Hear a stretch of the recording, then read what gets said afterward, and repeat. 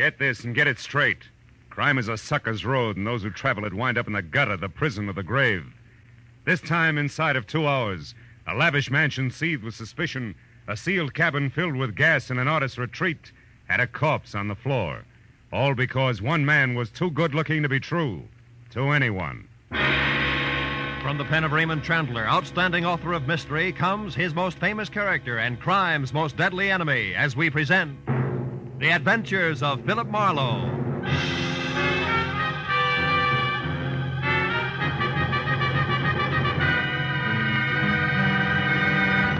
Now, with Gerald Moore, starred as Philip Marlowe, we bring you tonight's exciting story, The Lady Killer.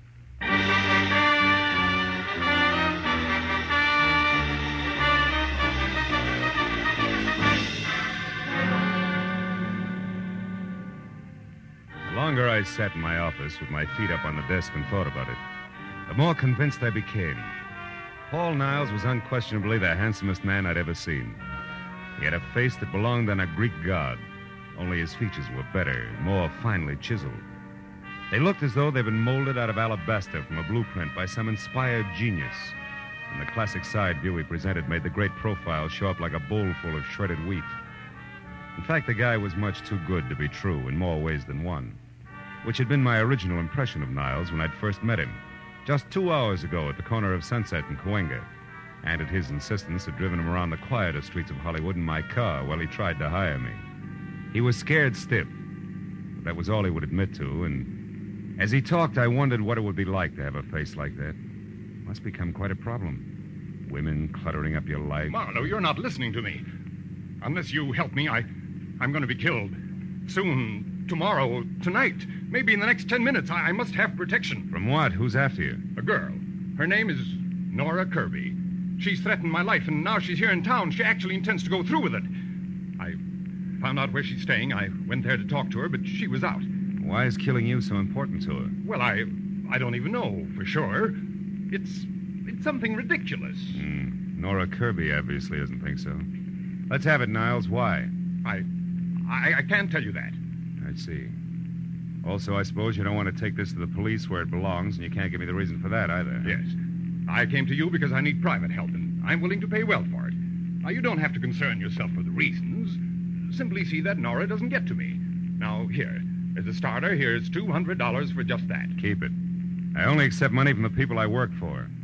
You mean you won't help me? I just want to know where I'm going before I start. Now, wait. You can get off here. Don't you understand? My life's in danger. I'm scared. Not enough to loosen your tongue any. Here, this is as far as I go. But tell me one thing first, just for laughs. What business are you in? Why, I'm a composer. I write music. Mm-hmm. The way you said it, it's either a front or a hobby. How do you get your dough? I have friends, wealthy ones, who have faith in me. And that's more than I can say for Marlowe. So long, Mr. Niles. Go on. Out. All right. But here, at least take my card, and please call if you change your mind. I'm desperate, Marlowe. I'll pay you even more if you'll only... Goodbye, Mr. Niles.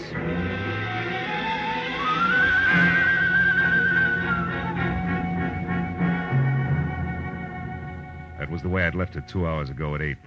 And I'd spent the time in between trying to referee a tug-of-war in progress with the feeling I had that I'd been stuffy on one end and my undernourished bank account on the other, and was slowly but surely getting no place. So when the break came, I grabbed at it. Hello, Marlowe speaking. Marlowe, this is Paul Niles again. Oh? I've thought it over.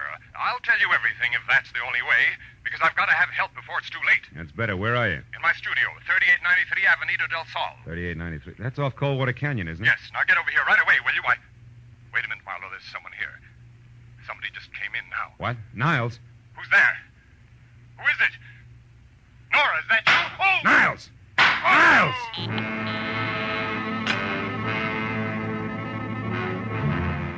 When Niles' phone went dead, I hung up, ran to my car, and was headed for Coldwater Canyon before I stopped to think of what I'd heard on the telephone could very easily have been bait for a patsy routine. Because I had nothing more to go on now than before except Niles' promise to tell all, and that I'd got no further than gunshots. But I was already well on one easy way to find out, so I corkscrewed my way over the mountains to Avenida del Sol and followed it to number 3893, which was a straight-up driveway etched narrowly into the hill face that ended on a gravel shelf just big enough for the redwood and glass studio, a generous helping of imported jungle for landscaping in a circular parking space. As my headlights slashed across the tangle of overhanging trees in the center, they trapped the figure of a woman running. She stopped, crouched, and looked back into the glare like a cat does, then darted for the darkness again. But I caught her at the corner of the house. Just a minute, baby. Not so fast on the curves. Let me go. Let me go. Not until we've been properly introduced and had a chance to talk a lot of things over, Nora. Nora. Yeah, Nora Kirby, girl with murder on her mind. Oh, no, you got the wrong person. My name's not Nora, it's Lynn. I don't know anyone like that. Lynn what? Lynn Horton. Lynn Horton. Mm-hmm. Okay, Lynn Horton. What's inside that got you so panicky you can hardly stand up? Is it Paul Niles? Yes. I gotta get away from here. And it actually happened, huh? He was shot. Is he dead? I don't know. I think so. But how did you know about it? Who are you? Name's Marlowe. Come on, Lynn Horton. Let's take another look. No, I couldn't bear it. Can't see him through the window. Means you must have been inside. Inside? No, I wasn't. Now, look, baby, you're too jittery to try to lie. Let's have the key. Come on, give. It's better. After you. Go on inside. Now, where is it? Yeah. Paul. Come on, Lynn. Come over here away from me. I can't believe it. I can't. What's your connection with him? I was just a friend. I tried to help him with his music. Mm-hmm. The price on the merchandise you're wearing, you must be one of those mentioned. What do you mean? But you got dough and it shows. Well, we'll skip that. Assuming you didn't kill him, you must have had some reason for showing up here tonight. What was it? Well, I only wanted to... Did you hear that? Someone's outside. Yeah, get the light. Yeah. There. On the terrace. Something moved down there. I'm going out to see who it is. And listen, there's no such thing as welcome visitor just now, baby, so you stay here, understand? And don't budge. I felt my way out the door, down the stone steps toward where we'd seen the movement, and along the wall to the far end of the terrace. But there was no sound. Nothing moved. Whoever had made the noise had gotten away clean. So I headed back for the house, and that's when I heard it. I started after her with my shin against the first rock garden. Stop me cold! Ooh. Instead, I listened to her drive away. Called myself a few unpleasant names and concluded that Lynn Horton, or whatever her real name was, had been quite as scared as she acted. After I limped inside, turned on the light, and reached for the phone, I stopped at the word Nora above a pretty girl's picture on a newspaper clipping sticking out of Paul Niles' pocket. It carried a New York dateline and said that Nora Kirby, convicted of manslaughter in a traffic accident, had been released after serving 3 years. At the bottom of the story, scrawled in ink, was the message: 3 years for something I didn't do, to get something I couldn't have. It's not fair, Paul. I'll be seeing you. It was signed Nora. I picked up the phone again, and a few minutes later, Detective Lieutenant Matthews at Homicide was up to date. Okay, I'll be right out. Now, you say this girl, Nora Kirby, did it, Marlowe? I said Paul Niles was expecting her to, and it looks like she did. Say, look, there's another angle, though. The woman who just beat it away from here. The one who called herself Lynn Barton? Yeah.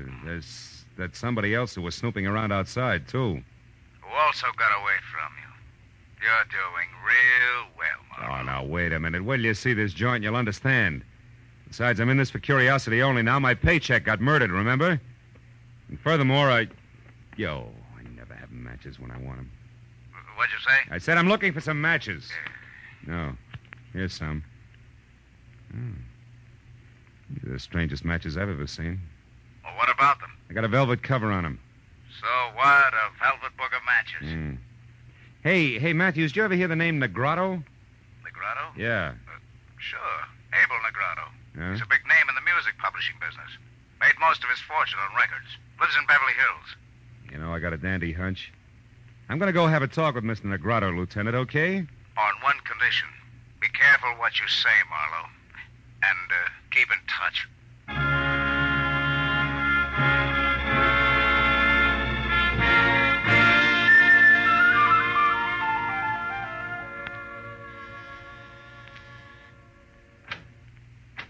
Good evening. You aren't Mr. Negrotto, are you?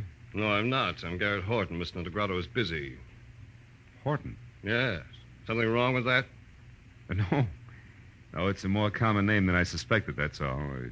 Will you tell Mr. Negrotto I'd like to see him for a few minutes on an urgent matter? Name's Marlowe. Perhaps you didn't understand me. Mr. Negrotto and I are in the middle of a business conference. We can't be disturbed. No, you can't be disturbed. Well, No. look, Mr. Horton, a man was murdered tonight, and one trail leads from the co-op straight to this front door.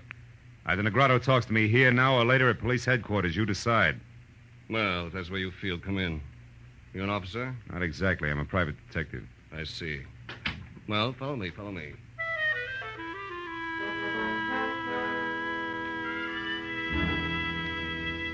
He led the way through what looked like the outer lobby of the Taj Mahal, and down a silk-padded corridor to a set of carved doors that would have fit any roundhouse in the country.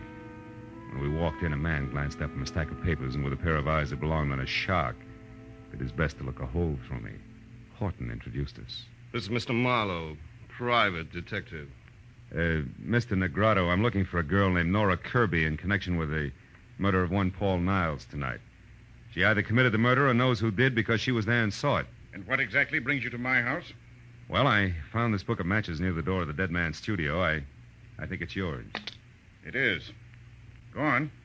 Any idea how it got there? None whatever. And until you mentioned their names, I'd never heard of either Nora Kirby or Paul Niles. How about you, Mr. Horton? No, I'm afraid not.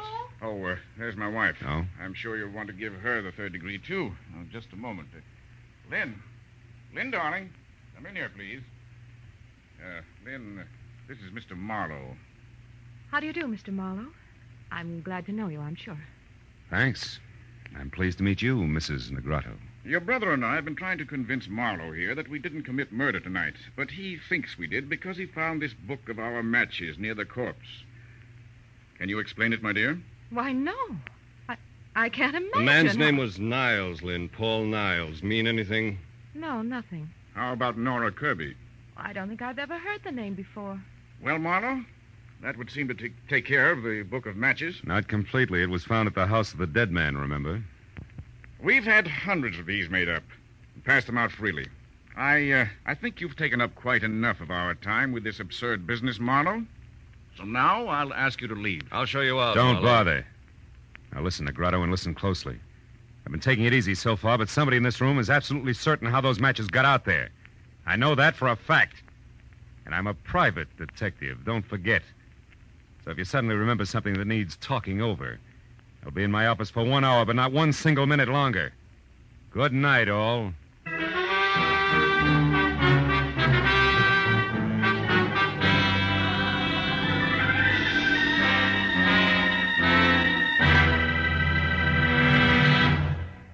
In just a moment, the second act of Philip Marlowe. But first, every Sunday afternoon, CBS brings you two outstanding programs of music.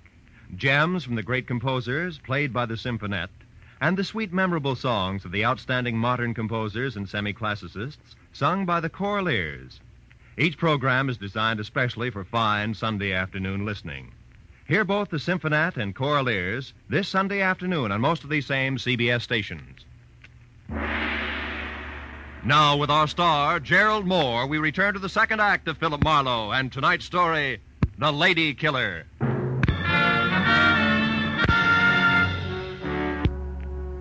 When I started back from my office on Cahuenga, I figured that there was an even chance that the double talk I'd left in my wake might stack up in the center of the Negrado living room floor like so much dynamite, which, if touched off by the book of matches, could cause an explosion that would jar loose a few facts about the lives and loves of the late Paul Niles. Facts that would make finding Nora Kirby and clearly understanding her motives something less than impossible. And 20 minutes later, when I was slouched behind my desk and listening to the staccato report of a pair of high heels clicking sharply toward my door, I had a hunch that my theory of violent detonation was not just wishful thinking. When the door opened without the formality of the knock, that hunch turned a sure thing because the visitor was the not-quite lady called Lynn. Mr. Marlowe, And before she could speak her piece, the phone rang, and sure thing graduated to cinch. It was another Negrado, the one named Abel. Marlowe, I suppose it's stupid of me to make this call, but frankly, your visit here has left me curious. You have a minute? Yeah, I think so. Hold a wire, will you? I need a light. Be with you in a second, Mrs. Negrado. All right, but what I have to say is important, Marlowe, so make it fast, will you? Just as fast as I can. I don't think your husband has much to say to me. Husband? Mm-hmm. That's Abel you're talking to? Yeah. Now, do you mind handing me those matches there? Thanks. Hello. Sorry to have kept you waiting, Mr. Negrado. I never seem to be able to hang on to matches. That's odd. You apparently did all right on that score tonight, Marlowe. Is that the reason for the call? More or less. Marlowe, you know as well as I do that servants, anyone who's ever been in my home, could have left those matches near the body of that Paul Niles. That's right, Mr. Negrado, anybody. Which also includes you, your wife, your brother-in-law, and others in the family I've still to meet. What's your point, please? I'm in a hurry. Very well. Marlowe, I called to find out if you're holding anything back from me. If this murder concerns the Negratos beyond the appearance of those matches. I can't say. Because there is something. Because I don't know. Anything else? No, there isn't. Yes, Marlowe, there is. Oh? To be honest, I admire the way you handle the situation. What's your address? I may have work for you soon. Tonight. Thanks, Mr. Negrado, but I don't think I'll be available. At least not till I get through with the job I'm on. Which is what? Handling dynamite while I play with books of matches. Good night, sir. What did he want, Marlowe? Among other things, an express desire to hire me. To do what? Report on you, I suppose. He didn't say. What makes you think that's what he wanted? Addition, Mrs. Negrado. A rich old husband, a beautiful but bored young wife, and an unemployed Adonis always add up the same way. Also, you were here in my office just about Clinch's things, not to mention your presence near the corpse, the key you used. And I've heard enough, Marlowe. Look, I didn't want to get mixed up with Paul. I couldn't help myself. I swear I couldn't. He was different, Marlowe. Handsome. More charm than I'd ever known in anyone. Yeah, real lady killer, I know. What are you getting at? Just this. I'll pay you any price you name. Only don't tell Abel that I had anything to do with Niles. He's a jealous man, Marlowe. Insanely jealous. If he knew about us, he'd... Kill Mrs. Negrado? I don't know. Marlowe, what do you want? Right now, everything you know about Nora Kirby. But I've never heard of her before tonight. You're lying. No, I'm not. It's the truth. Now, what do you want? Nothing. Good night. You mean you won't say anything? Oh, Marlowe, I don't know how to thank you. Don't try. Also, don't get mixed up about me, baby. The fact that I won't blackmail you doesn't mean I don't like you. And the door, Mrs. Negrado, leave it open on your way out, will you? I'm expecting another visitor. No, my husband. No, just another man. The anchor man on a triumvirate I once left some dynamite with. I won't bother explaining that. Goodbye, Mrs. Negrado.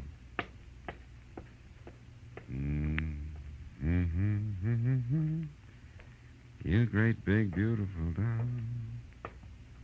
Oh. Come on in, Mr. Horton. I've been waiting for you. Why, Mr. Marlowe? Something I said or didn't say at the house? Not exactly. It's more a matter of intuition, high explosives, and the fact that both your brother-in-law and sister have already paid their respects. Now, what can I do for you? I'm not at all sure. It's the first time. I'm only here because I noticed something very strange about the way my sister looked at you when you spoke of the murder of this Paul Niles. When she left the house shortly after you did, I followed her here. All of which makes the next question, why, Mr. Horton? Because I don't trust her. And more important, every penny I own is tied up in a business venture of mine that her husband is backing. She originally met Abel through me, and if she should in some way be in trouble, the kind of trouble that her husband wouldn't put up with, I might suffer for it in the long run, right along with her. Uh-huh. And by the trouble, Mr. Horton, you're referring to something specific, I take it. I am. Lynn has had a very mixed-up background, Marlowe, so it's entirely feasible that in some way she's connected with this Nora you spoke of who killed Paul Niles. You mean as an accomplice or even as accessory before or after the fact? Pretty thoughts about your own sister. Which I can't help. I doubt that you have anything to worry about, Mr. Horton. However, I will say this, that if Nora Kirby hadn't gotten to Paul Niles, sooner or later you would have had plenty to worry about. You mean that... I mean that now is a great time for you to go home and sit on your investment. All is well, Mr. Horton, for the time being.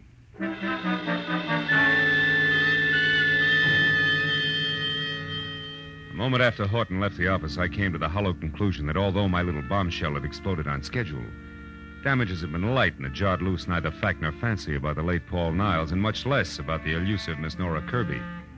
So my next move had to be a second trip to Avenida del Sol and a report to Detective Lieutenant Matthews, which is what I was about to do when it came from someplace outside, long and loud. I ran the length of the corridor outside my door, then belted down the single flight of stairs to the street where, in the half-light of a distant lamppost, I saw the shadowed figure of a girl slip behind my car, then dart toward a storefront nearby. I started after her and stopped at a noise behind me, which was a... Oh, mistake!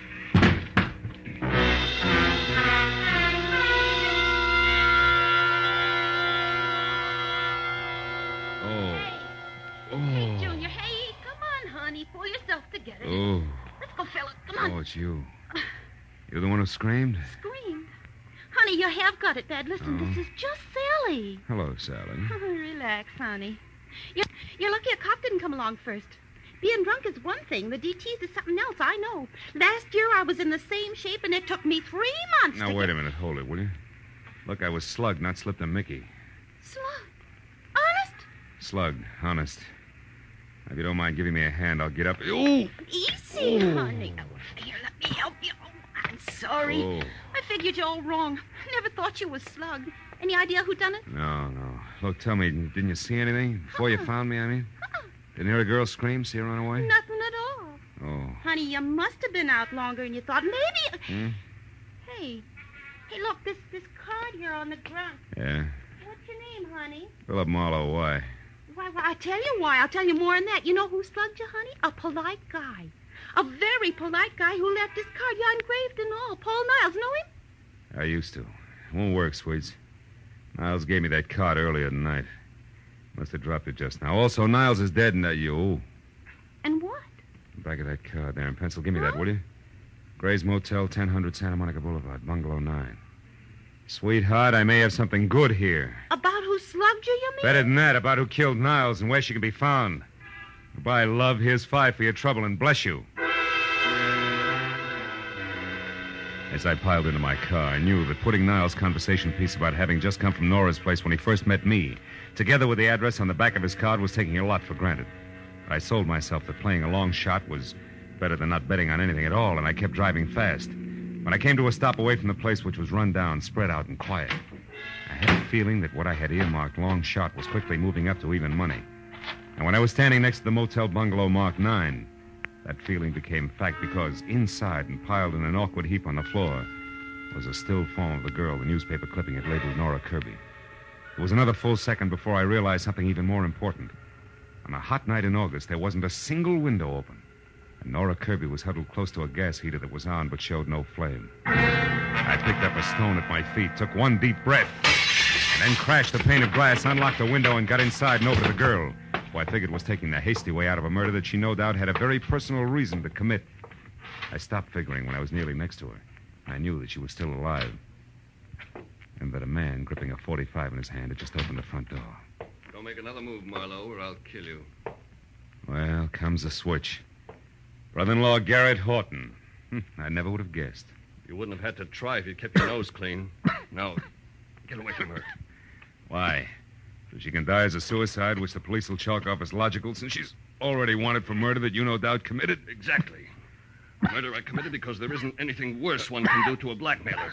So that's it, Niles. The lady killer was blackmailing your sister. You found out and killed him before he could cause too much trouble. Family trouble that would end up hurting the good thing you've got with husband Abel, huh? Yes. Now, shut up and get away from her. We're going outside. You're kidding. Marlowe. Marlowe, I'll shoot you if you don't start walking. You're still kidding. Horton, you can't kill me without killing yourself. This room is jammed tight with the gas you turned on after you brought her in here unconscious.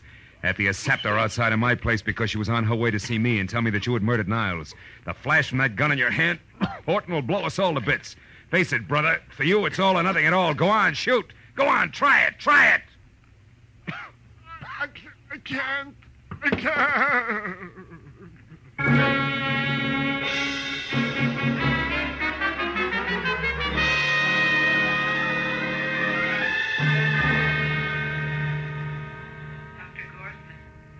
Dr. Gorson, please report to Ward You can see Miss Kirby now, Mr. Marlowe. She's going to be all right, but hold her down to a few minutes, will you? All right, Doctor, just a few minutes. Hello, Nora. Been a long time getting together, huh? Yeah, but not through any fault of mine, Mr. Marlowe. I followed you from the moment you left Paul's place. But I wanted to see you alone, so I kept waiting for my chance. Which was canceled out when Horton spotted you after he left my office. You ought to learn to run faster, honey. You had to take time to knock me out, and still he caught up with you. So did you, I'm very glad to say. Even though you probably weren't trying to save me at the time, were you? Frankly, honey, until Horton stepped back into that bungalow to keep me from interfering with things, I figured you were it. That might have been Marlowe. If Paul hadn't been killed just before I got to him, at least I'd have hit him with something hard. I had motive, you know. Yeah, I read all about it. 3 years in prison for something you didn't do. But tell me, if Niles framed you and you knew it, why didn't you go to the police? He couldn't have been that irresistible. But he was, Marlowe. And more. As a matter of fact, he didn't frame me in the first place. It was my own idea. You see, Paul was driving the car when we had that accident 3 years ago. Not me. You switched places with him? Mm-hmm. Why? He'd already had his license revoked for reckless driving. They'd have sent him away for 10 years at least, as against my 3. Believe it or not, at the time I couldn't think of waiting that long for him. No? No, Marlowe? Hello, Matthews. We checked their story. It's true enough, even if it's the kind of thing we're not supposed to be able to understand. Of course. Paul was strictly a lady killer, remember? Yeah, so he was. Well, I guess that ties everything in, huh? Not quite, Phil. I've just finished taking a statement from Horton. There's one more question. Whatever made you so sure that in a room half filled with gas, a gun exploding would blow everything up? Oh, well, that's simple. You what? Well, I figured, you see. I thought that, Yes, well, good night, Miss Kirby. Good night, Mr. Marlowe. So long, Lieutenant. So long. Lucky.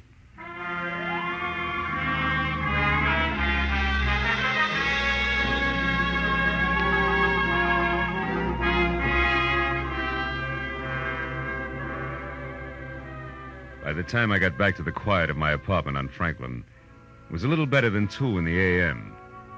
As I sank into an easy chair without bothering to turn on the lights, I realized that for the moment I was tired. Tired of people. Their troubles, their petty little jealousies. Lady killer. What makes one man a lady killer and another... Oh, well.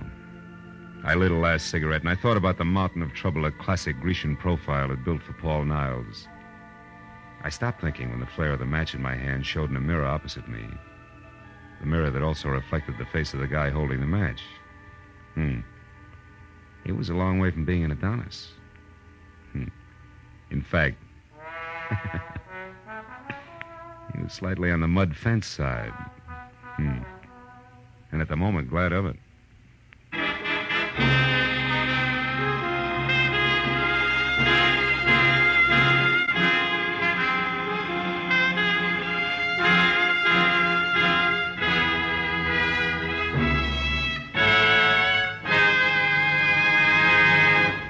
The Adventures of Philip Marlowe, bringing you Raymond Chandler's most famous character and crime's most deadly enemy, star Gerald Moore, and are produced and directed by Norman MacDonald. Script is by Mel Donnelly, Robert Mitchell, and Gene Levitt. Featured in the cast were Gene Bates, Paul Dubov, Ted Von Eltz, Ann Morrison, Don Randolph, and Edmund MacDonald. The special music is by Richard Orant. Be sure and be with us again next week when Philip Marlowe says... It started with a man on trial for his life, and an A1 citizen eager to testify. But there it was interrupted. And it wasn't until I found a corpse in a bubbling bath, gunplay in the woods, and lots of blackmail that the real eager witness had a chance to talk.